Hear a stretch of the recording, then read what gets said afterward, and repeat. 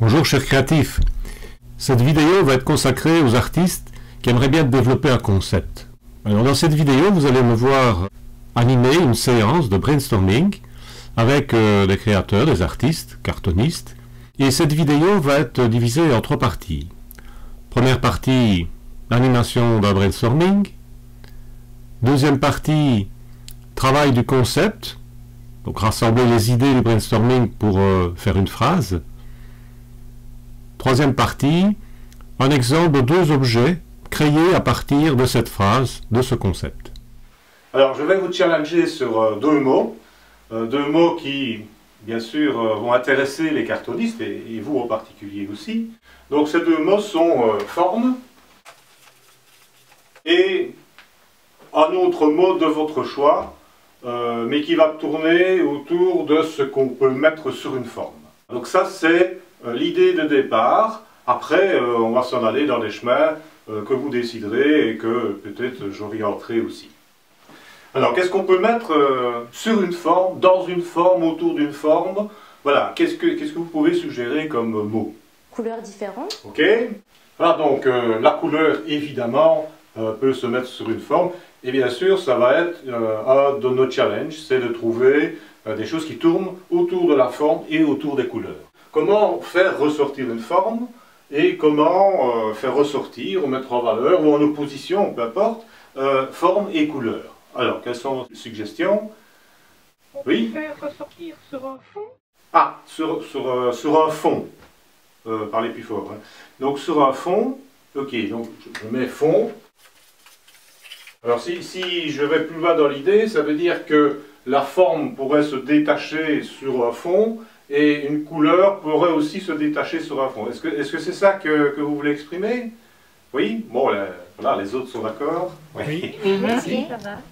Ok, donc on a une forme, on a une couleur ou des couleurs, hein, on pourrait mettre S, on a un fond. Alors le fond, comment est-ce qu'il pourrait être? Uni. Ok, donc structuré. Oui, uni, oui. Monochrome. Monochrome, oui. Couleurs différentes. Bien sûr, avec plusieurs couleurs. Et donc, on voit ici que le fond peut être structuré, uni, monochrome, plusieurs couleurs, et donc on commence déjà à voir des liens entre tous ces mots, et on va essayer de travailler un nouveau concept avec tous ces mots, et on va continuer notre processus. Alors si je reprends l'idée de la forme, comment est-ce qu'une forme peut être? Carré. Alors bien sûr, ronde, carré, enfin bon, on peut... autre voie. Oui? Unique. Unique, hein? Forme... ou bien? Semblables. Semblable, oui. Un concept intéressant. Pensez un peu le contraire de tous ces mots. Le contraire de semblable, ce serait... Différentes. Voilà, différent. Alors si par exemple, on pense contraire d'unique, ce serait... Multiple. Multiple, oui. Alors, multiple, on va tourner autour de ce mot-là. Multiple, ce serait quoi, par exemple? Comment est-ce qu'on pourrait décliner ce mot-là autrement? Plusieurs. Oui? Plusieurs. Plusieurs, c'est quoi, par exemple? Double. Ah, double. Très bien. Ça me plaît. Après double, c'est? Triple. Triple. Si on réfléchit, bien sûr, ça implique les formes, mais certains mots peuvent s'appliquer aussi sur un fond. Hein, on voit ici, on peut rajouter ce mot-là dans un fond unique, dans un fond semblable à la forme ou à la couleur. On peut trouver des analogies ou des parallèles entre des couleurs qui pourraient être doubles ou triples, des formes qui pourraient être doubles ou triples. Donc on voit qu'à partir de 2 idées, ou de 3 idées et des adjectifs ou des mots, ou des verbes, on peut commencer à travailler un nouveau concept. Et puis je vous expliquerai après la façon de mettre ça en musique, si je peux dire. Alors, vous qui faites du cartonnage, comment est-ce qu'on pourrait exprimer comment les formes, ou les couleurs, ou les fonds, enfin, peu importe, se qualifient entre eux? Voilà. Donc, quelle est la relation entre les formes? Elles peuvent quoi, les formes? Toucher. Oui, bien, donc se toucher. Quel est le contraire de se toucher? Ne pas se toucher. Ne jamais se toucher. Voilà. C'est basique, mais voilà.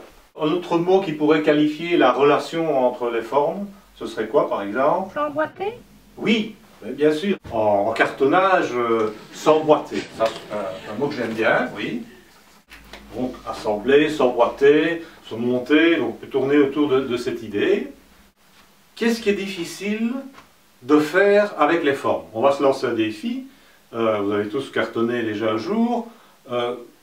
Quelle a été votre difficulté? Quelles sont les difficultés que vous rencontrez quand vous manipulez des formes? La symétrie. Oui, voilà, la symétrie. Donc respecter un axe, une symétrie, c'est un mot important en cartonnage. Tiens, quel est le contraire de symétrie? Vous allez dire que je suis un obsédé du contraire, mais ça marche très bien dans ce genre de séance. Le contraire de symétrie, c'est... Voilà, c'est très bien, merci. Bien sûr, asymétrie.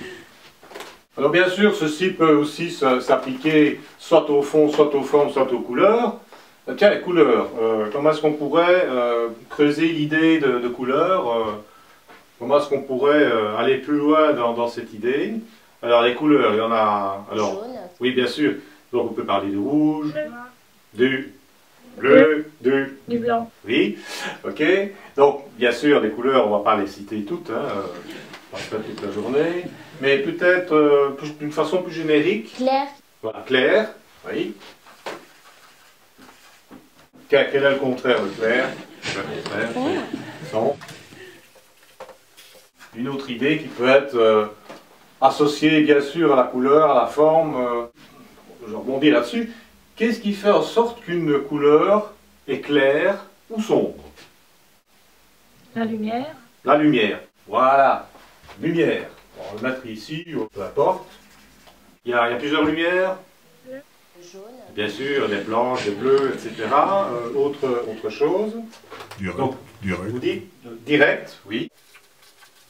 Quel est le contraire de direct? Direct. Indirect.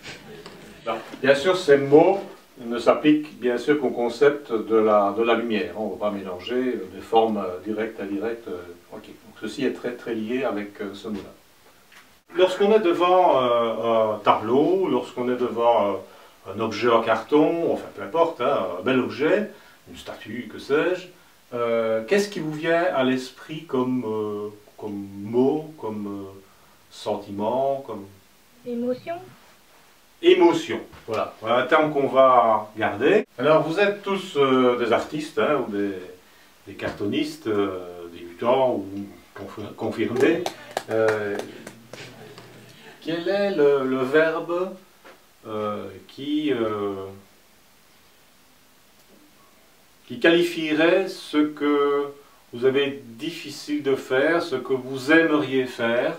Parce qu'on va se lancer un défi, et donc quel pourrait être ce verbe? Donc on a créé, vendre, réussir, un peu dans le même esprit ici. Oser. Oser, voilà, oser, c'est un truc qui me plaît bien, voilà. Voilà, on va arrêter le brainstorming ici, il y a déjà pas mal d'idées. Alors, ce que je vais vous proposer, vous allez vous réunir par deux, et vous allez essayer de faire des phrases qui définissent un objet que vous ne connaissez pas encore. Alors cet objet, ça peut être justement une lampe en carton, ça peut être un fauteuil, ça peut être un meuble, ça peut être un bijou, enfin que sais-je. Et donc après, on va travailler ce concept-là. Et donc vous allez inventer une phrase qui va réunir ces mots.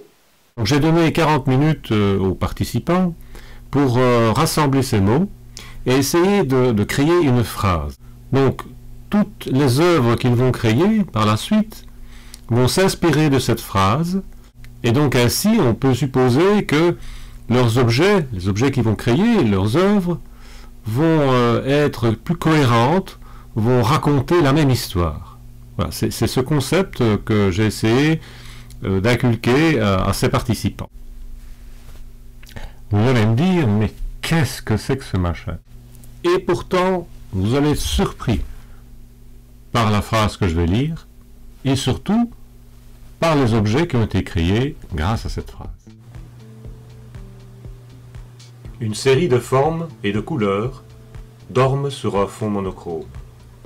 Bien que celles-ci paraissent identiques, elles diffèrent toutes en un point, tout comme les angles, les lumières ou les points de vue. Tantôt triples, tantôt doubles, parfois uniques. Tout semble s'unir, se toucher, s'emboîter. Tout paraît semblable, sans jamais l'être vraiment. La symétrie s'amuse avec l'asymétrie.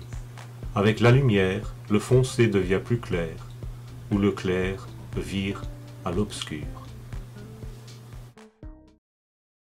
Il suffit maintenant de créer un objet en revisitant cette phrase, mot par mot, et en l'interprétant.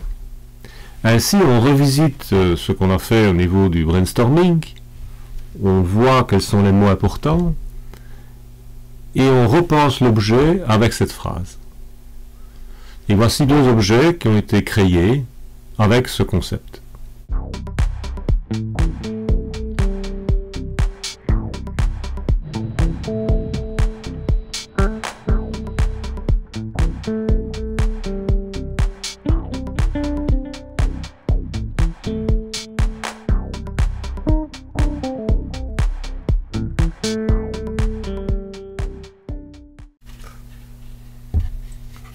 Donc voilà un tableau qui a été fait avec ce concept. Donc si vous observez le corps ici est creux, on peut y mettre des lampes, hein, le passe-partout est creux, on peut aussi mettre des lampes. Il y a des orifices qui permettent le passage de la lumière. Et si vous regardez, les couleurs ne sont pas les mêmes. Elles sont associées soit par 2, soit par 3. Si vous observez les angles, ils sont tous différents. Il y a deux épaisseurs ici de modules différents et trois formes différentes. Donc, si vous relisez la phrase qu'on a inventée, voici une œuvre qui est créée à partir de ce concept. Après cette première œuvre, un tableau lumineux en carton, passons maintenant à un deuxième exemple, un bijou construit à partir du même concept. Alors il s'agit d'un bijou entièrement en carton qui a été construit en lisant la phrase et je vais vous donner quelques explications sur le concept qui est tout à fait similaire à celui du tableau lumineux qu'on vient de voir. Donc voici ce bijou.